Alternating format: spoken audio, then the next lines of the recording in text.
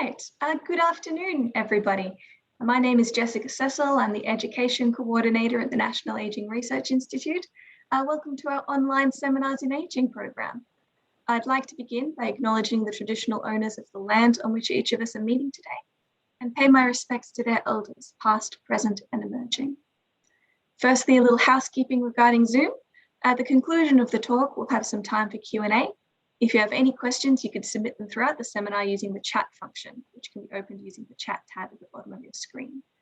So today we'll be hearing from Dr. Jagdeesh Singh Dhaliwal. Jag is a GP in southeastern Melbourne with a special interest in aged care. He served as Deputy Director of Postgraduate Medicine at Keele Medical School, Honorary Associate Professor in Health Services Management at the University of Warwick, and as a Consultant Medical Advisor in Healthcare Technology Strategy. His particular interests lie in healthcare leadership and in supporting new technologies and innovation.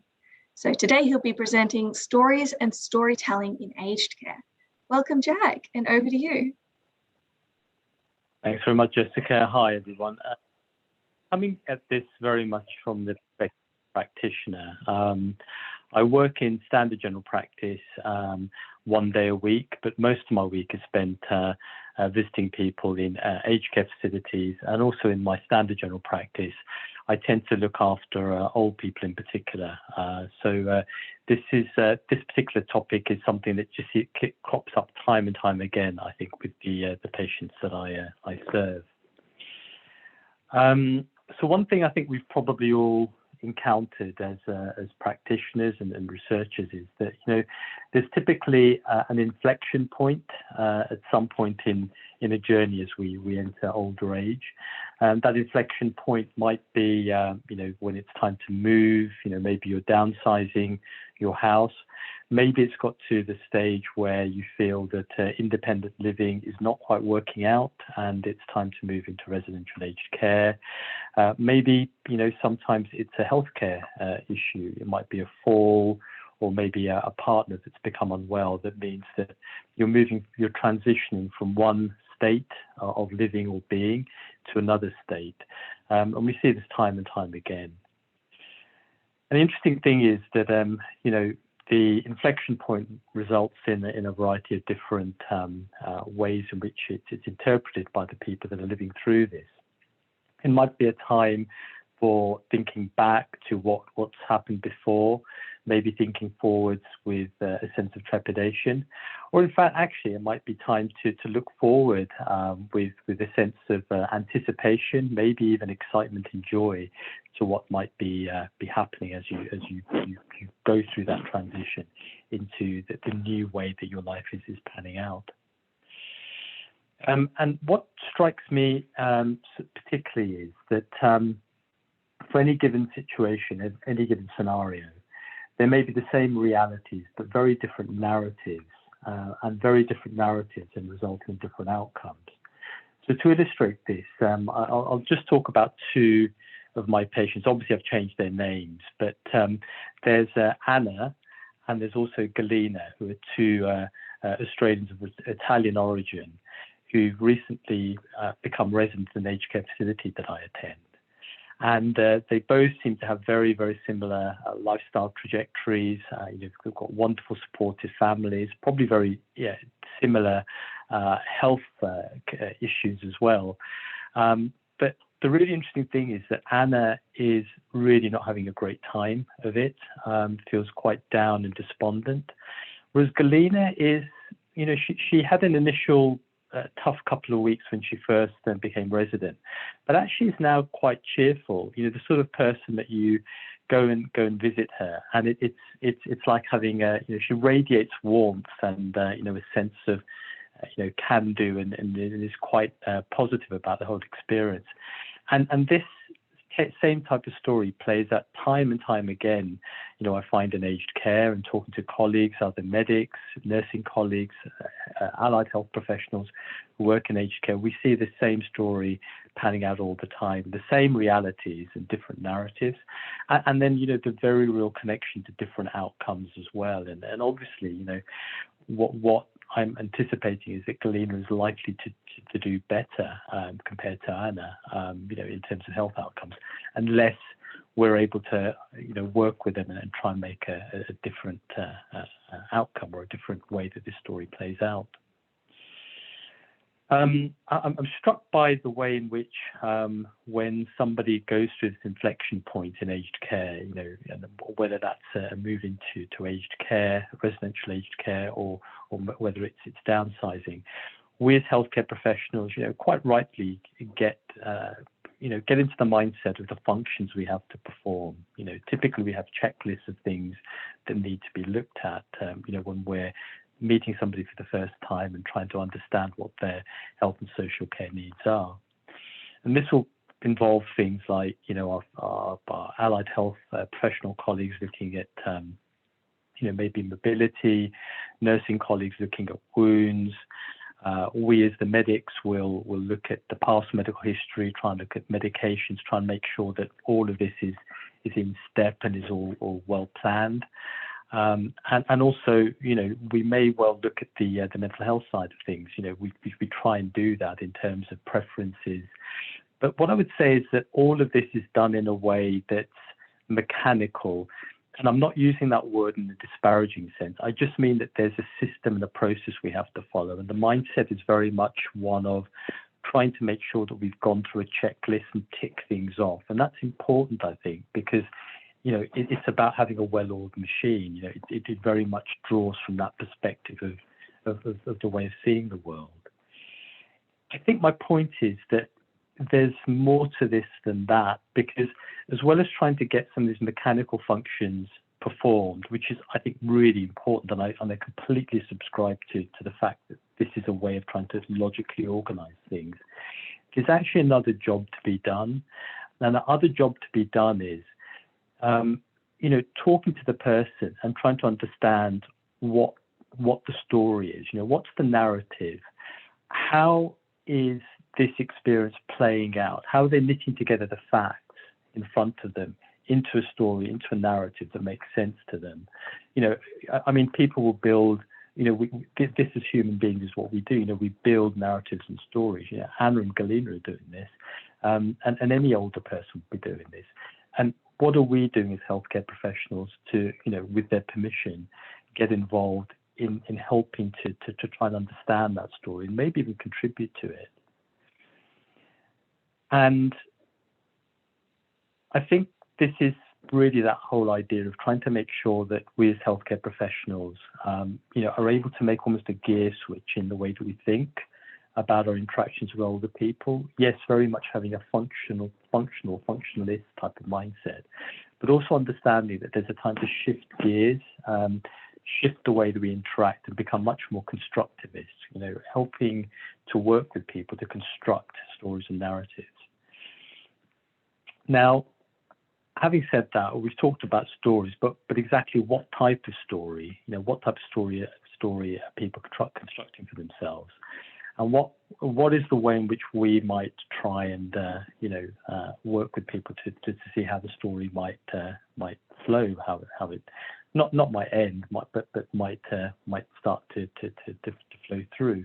Is this a romance? Is this a comedy? Is it a horror story? Isn't it adventure? There are lots of different types of stories. And a piece of research that we seem to keep coming back to, in our group, is this wonderful piece of research undertaken by Regan et al. From Universities of Adelaide and Vermont, where they looked at stories in the English language and did a really neat piece of research where this was almost crunched to try and look at themes that emerged. And the really interesting thing about the work that Regan et al. Did was they found that certainly in the English language, our literature, our culture can basically be boiled down into 6 archetypal stories. So, six ways in which stories pan out. And so they describe these stories as such. So there's a tragedy, there's the riches to rags. So, for example, in an older age terms, this might be something like, oh, I had a great life, I was really independent and well, and now look where I've come to. Look how far I've sunk. I'm dependent on anybody. I'm on every. That's a sort of riches to rags type of story. or it might follow a type of Icarus pathway. I'd had a lot of struggles in my life. And then, after all those struggles, we decided to move to Australia, and we've done really well. We've established a new family, and everybody was doing really well. But now my health's really deteriorated, and I just don't feel I can manage anymore. Sometimes it follows more of an Oedipus type of path. So this might be, we were doing so well back in our old country, but unfortunately war broke out and we couldn't stay there anymore. It was a terrible time, and we had to leave everybody and everything we knew, and we decided to emigrate to Australia. And we re-established ourselves, and actually the family was doing really well. But now, my health deteriorated. I hardly see my family anymore, and this is where I've ended up. So there's obviously kind of more on the the negative end of things. But stories can also be a lot more positive. I had a really tough time growing up, but with a lot of hard work and determination, I've done well, and I'm really pleased at where I've ended up. And yes, I've ended up in aged care now, but actually I'm really pleased about the opportunities I've got here. It might be something like a man or a woman down a hole, and actually thinking back to my patients, Galena is very much like this. Life is going really well. I'm so lucky to have a wonderful supportive family. Yeah, it's a real pity that I couldn't carry on in my own house. It's tough and challenging, but step by step, I'm starting to build up new friendships now, and I can really see that I'm going to be happy here at this new place. Or maybe it follows this sort of Cinderella pathway. I had a really tough time, doctor, growing up. It wasn't easy because we didn't always have a lot of family support, but I was able to really work and build up a good relationship with my other half, and we set up a business together. We had some really tough times. In fact, at one point we almost thought the business was going to fail, but we saw that through, and we got through that, and actually now I'm really quite contented with life. So I think these are just illustrations of some of those stories that we're hearing all the time, and I think the point of having the emotional arcs is it's quite interesting to be able to hear the stories of older people and just map them back to some of these arcs that have been demonstrated by the research. And I can very much see this, in the sense of my two older ladies at the moment, Anna and Galena, in terms of the stories that they're telling around their realities. And you can map those back to those arcs that we've just looked at. So I guess my point is, it's something about, in our conversations with older people, trying to see what type of story and what type of arc their story is following. And I think very much with their permission, maybe trying to see if we can help to almost, add to some of the narrative. And this is something that, that we've talked about, in the terms of Anna very much. So in Anna's case, it's been good to talk to Anna about, some of the successes she's had in her life. So Anna talks about how, she comes from quite an impoverished background back in Italy. It was really hard, decided to leave everybody and come to Australia, and how actually she's really proud of the fact that she was able to achieve that. So, it's following this kind of, dip and Oedipus type of arc. And the interesting thing is here that it's possible to maybe work with Anna. This is what we're trying to do, to try and tip it more into a Cinderella type of story. So the conversation with Anna is, so Anna, this is really, I'm genuinely so impressed with people like you who've been able to achieve these things in their life. So Anna, you've got a challenge now coming into aged care. But, I've got full confidence that you're going to be able to see this through. We really think that you're going to be able to do that. Just as you were able to build up, you didn't speak any English, you told me when you came to Australia, but you gradually learned and you built up new friendships, and she'd agree with this. Well, it's exactly the same thing here in this residential aged care facility. You know, you'll get to know other people, and just like you did when you first came to this country, you know, you've got all those skills to be able to do this, and you can see that kind of glimmer of hope start to shine in Anna's face as she hears it, and she starts to almost construct a story, building on previous experiences and strengths, and how this story might not be so much Oedipus, but could potentially be Cinderella. So there seems to be lots of, you know, kind of research in terms of the power of storytelling in healthcare. And I mean, this is just, you know, just a screenshot of a Google Scholar search looking into this. But I think what I do find, you know, talking to colleagues is that we seem to have really got our processes in place in terms of some of the function aspects of making sure that we're looking after older people. You know, every age facility I go to has got really, really good systems and structures set up to make sure that we've got a, you know, comprehensive care plan. You know, probably even looked at the mental health side of things as well, like the screenshot I shared earlier. But I think what doesn't seem to be so well formalized is this really important task that we have of, you know, maybe having conversations with people and trying to understand some of their stories, and then maybe, you know, if we have their permission to have that conversation, starting to work with people around stories that they're telling, you know, in the way that I've just described in terms of Anna's experience. We've started as a team now to try and sort of almost make this a bit more of a formal part of the way that we work. So, you know, so as a doctor going in to see older people for the first time, I know that the first few weeks will be very much engaged with trying to get all the boxes ticked and making sure the blood tests are done and the medications are up to date, you know, getting pharmacists, colleagues involved to try and clean up the medication.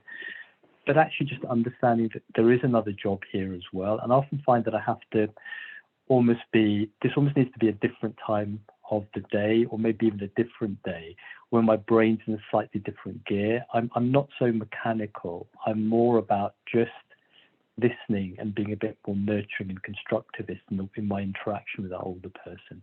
And we've had conversations with nursing staff as well about maybe trying to separate out, you know, these two kind of gears that our brains are in when we're interacting with other people, in order to be able to do this. Because I think it's quite difficult to be able to swap and change between those two ways of acting and being when you're trying to look at storytelling. And that really is kind of, I think, where I'm at the moment. And I'm keen to hear thoughts and ideas from colleagues. Thank you.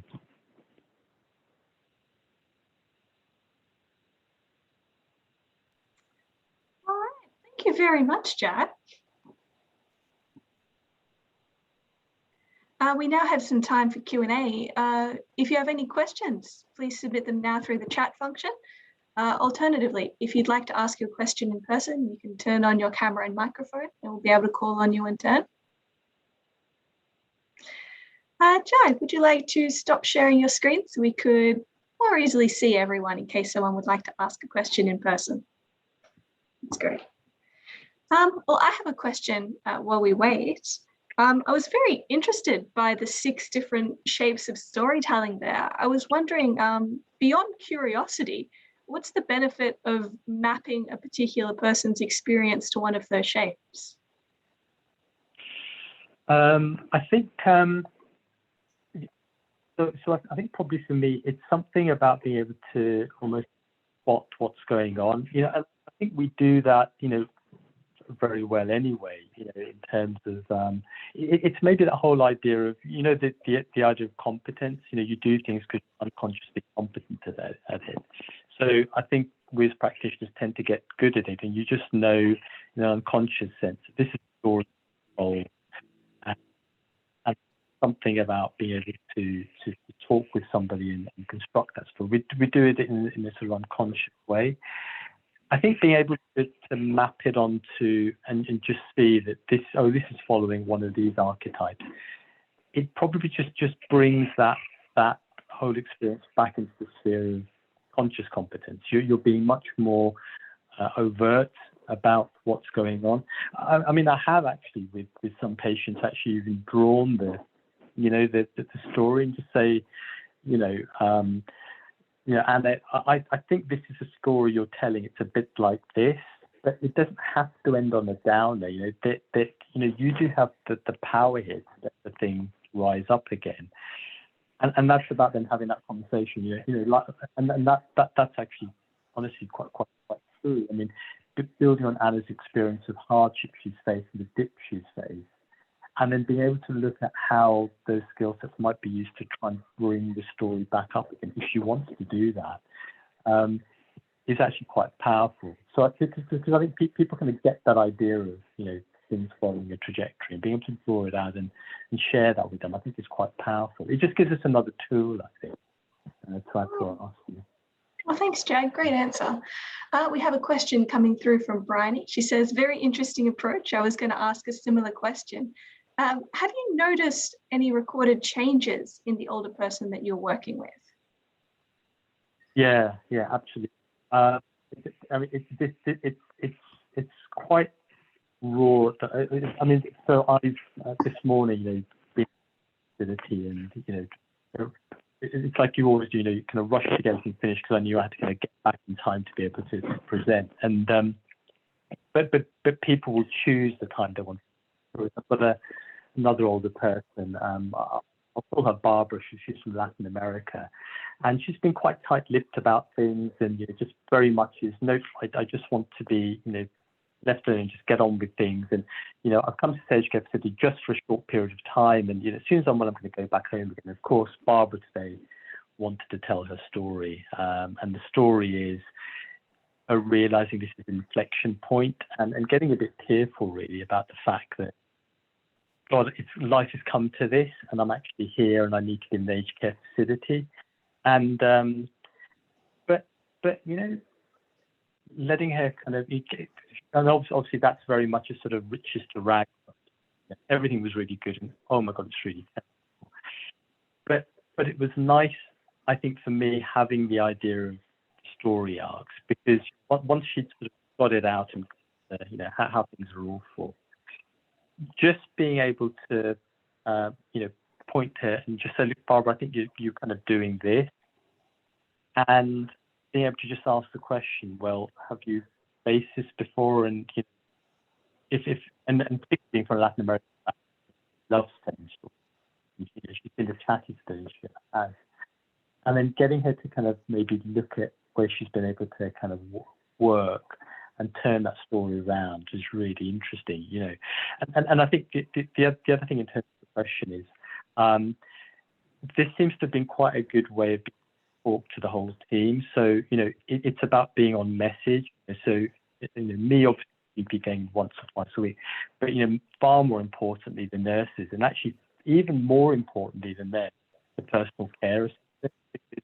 The PCAs are obviously the people that are far more involved than anybody else. So when we're having a team discussion around what's going on in terms of storytelling, being able to talk about where we think the story is going and being able to map it out and see that this is what's happening and there's a way of taking it around. I think particularly for the PCAs, it's been really lovely to see how they feel empowered, because somebody who's telling a negative story, you really feel for them, but it's a bit like going into a refrigerator room. You feel like the energy is being sucked out of you.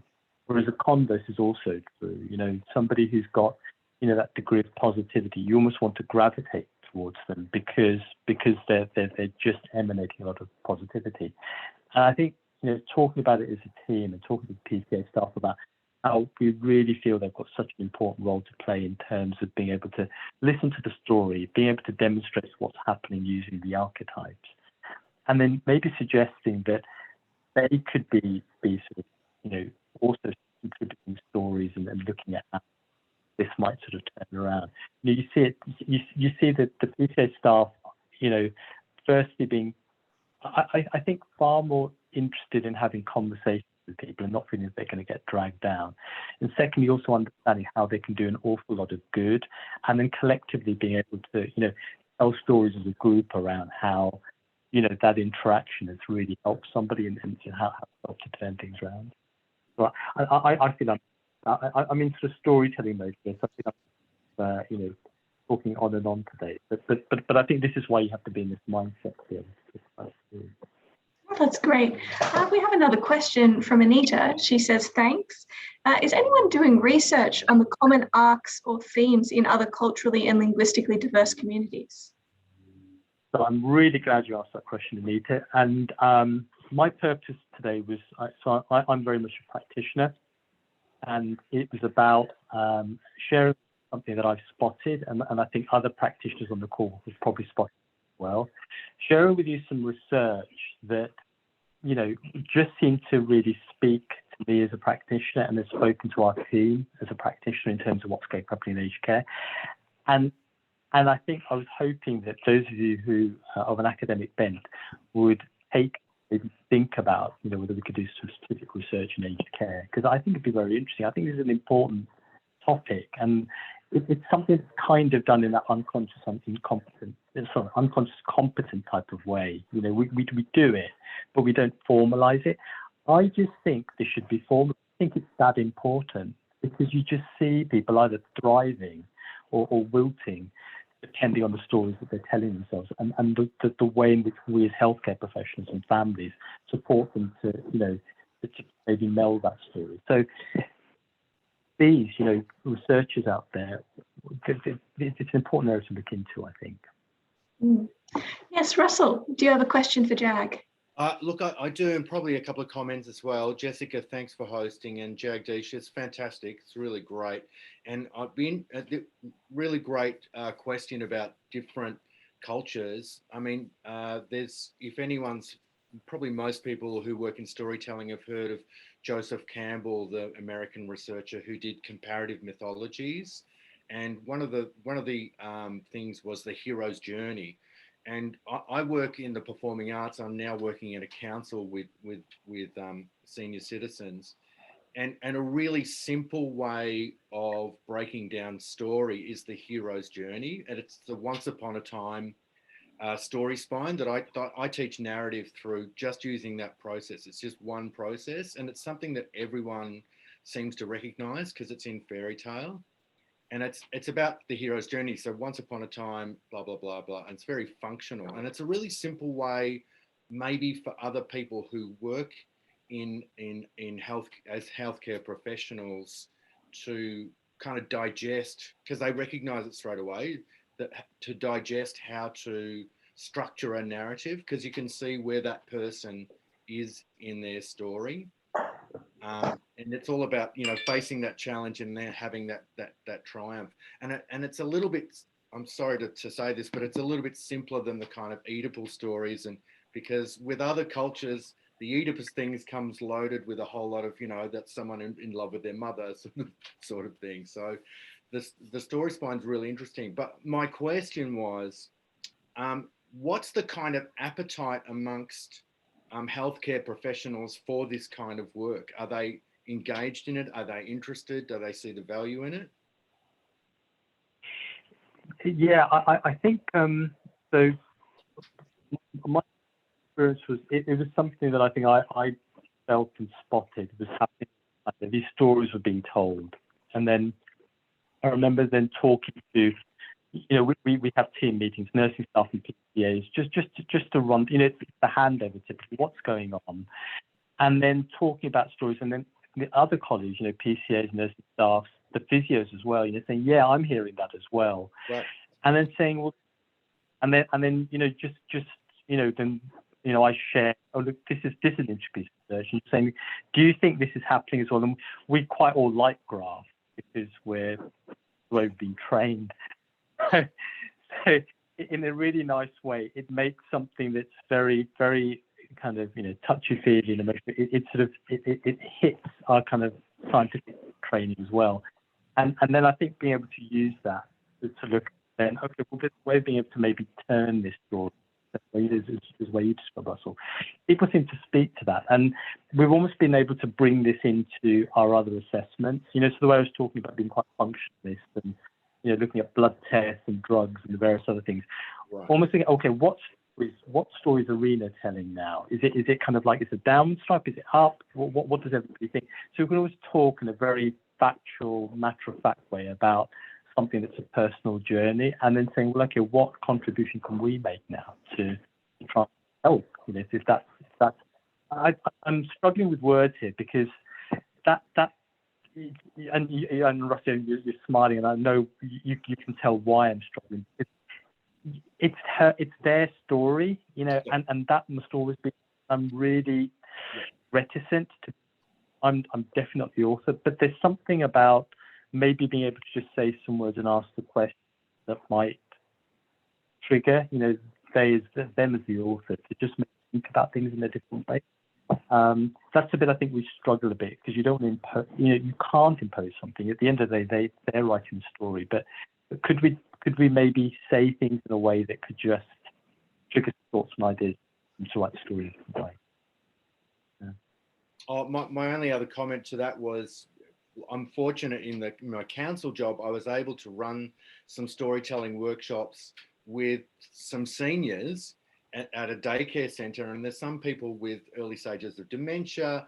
You know, we had about 10 people, and I would do this on the whiteboard once upon a time, and we would make up fairy stories, and then they'd all contribute to that story. It's really easy, because it's like, here comes the challenge, and then the consequences, until finally, and then you resolve the story. And once they'd done this a few times, they started to see the point that, you know, they could see themselves, where are they in their own story?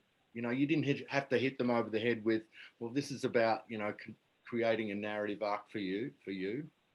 So anyway, it was just a comment, but you know, it's really simple, it's clear, effective, and we make it fun as well. I think it's really important, maybe, you know, not to impose our kind of content on them, but actually try and get them to express their content in that way. It becomes really crystallizing, in my limited experience with the seniors anyway. So, just a comment. I completely agree, and you know, and again, you know, it's good to hear from other clinicians on the call, but you know, we've all experienced. No.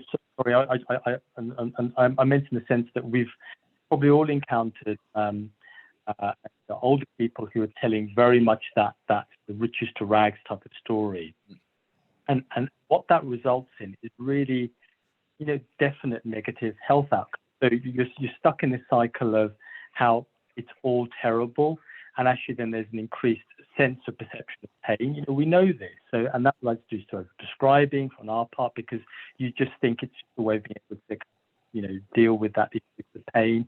We'll do more tests and investigations, which inevitably result in something being found, and more tests and investigations probably aren't adding to life. And you think, well, actually, what's the root cause of this? The root cause of this, actually, if you really boil it down, is the story that person is altering for themselves.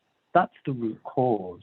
And if we don't deal with that, we'll just end up, you know, it's like sticking plasters, you know, more drugs, more blood tests, you know, and I'm not saying that there isn't a time, I'm a doctor at the end of the day, you know, there isn't a time reasonable we get involved in terms of the biological side of things. It's just, I think by overlooking the stories, we end up doing a lot of harm and actually spending a lot of resources that are just poorly spent. And I just don't understand why stories, you know, I'm telling a rags to riches story now, so I will change that. And what I will say is, wouldn't it be great if we just try to formalize this a bit more in terms of the way we care for it? I think it's really, really powerful. Anyway, I'll let someone else get involved. Thank you. Great, thank you, Russell. Got a comment from Anita, who says that she's worked with art therapists in her clinical work that have done amazing work with people's stories, involving that in art. We have a related question from Katrin. She says, really great approach. Beyond storytelling, writing these stories down could potentially be very therapeutic for older people and their families to capture their personal narrative and legacy. Do you have experience with this? And where do you see the differences between verbally sharing stories versus writing them down? That's a great thought. And you know, and that's something I'll take in and think about that. I mean, I can particularly for the old people I tend to look after, I think there would just be physical impediments, in terms of it's the eyesight and, arthritic fingers as well, being able to write. Probably challenging, but I need to make sure I'm not making that assumption. So I certainly think it's worth testing that out.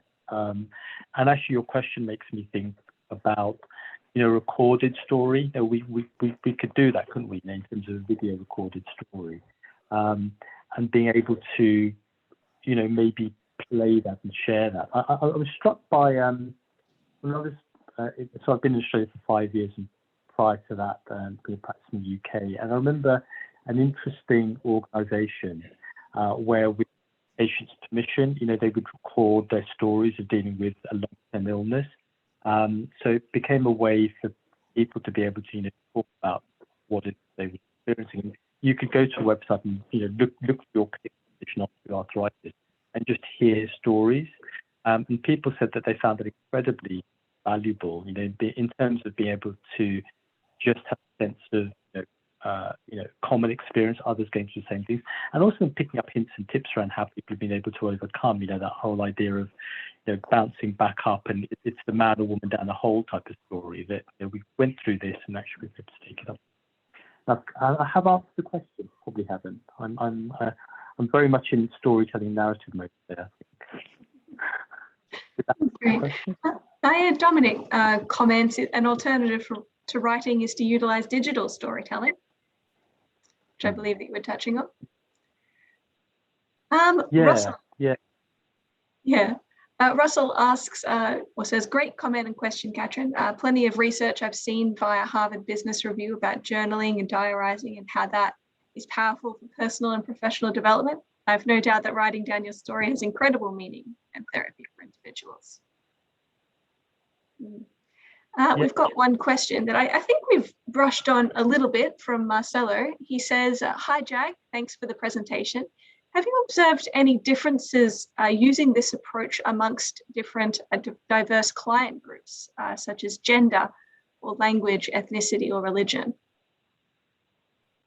You know, a really interesting thing. No, I think it's. I'm just rereading that great book by Yuval Noah Harari, Sapiens, and I think he makes that sort of storytelling is just an integral part of us being human. In fact, our societies are all shared stories that we tell. The money, countries, institutions, all of these things are not that they don't have objective reality. They're just shared stories that we tell and that we all understand. So all cultures have stories. It's just integral for us being human. Who goes through life without having some sort of story to tell? The experiences that you've had and the experiences you're having and the experiences you think you're going to have. It's just part of being human. The way in which you tell the story is obviously different. And, obviously, I'd be incredibly keen to find that in terms of Indigenous Australia, because, my understanding is that, Indigenous if there's any culture, on our planet that really does storytelling, it's Indigenous Australian. So it'd be interesting to find an Indigenous perspective on this as well, because I think that would be, probably even another grade of richness to it. At the same time, it's still about storytelling. So everybody does. I think there's something about, demonstrating as healthcare professionals who are interested in hearing the stories as well. And I'm guilty of this. When I'm very much in the mindset of I've got a job to get done, which does need to happen at times. Maybe it's urgent things around you. It's investigations or tablets. I'm not really in the right frame of mind to sit and listen to a story. I'm just not. And the perception there can be that you're just interested. And that's this whole idea of trying to maybe be in a different mindset and then going off and having a conversation where it becomes evident from your body language and interaction that you're keen to hear the story and sort of, partake in it, maybe as well, is just an important part of what we do. Again, I know I'm not saying anything that's not done by healthcare expression day in, day out. I think the point is something about making it overt, and sometimes just understanding when we're thinking about things in institutional terms. We actually try and engineer in some time for this to be happening, as well as all the other box ticking that we need to get done. All right. Oh, well, thank you, Jag. If there are any more questions, please send them through now. But this has been a fantastic discussion, which I very much enjoyed. If there are no more questions, would everyone please join me in thanking Jag with your clap reactions?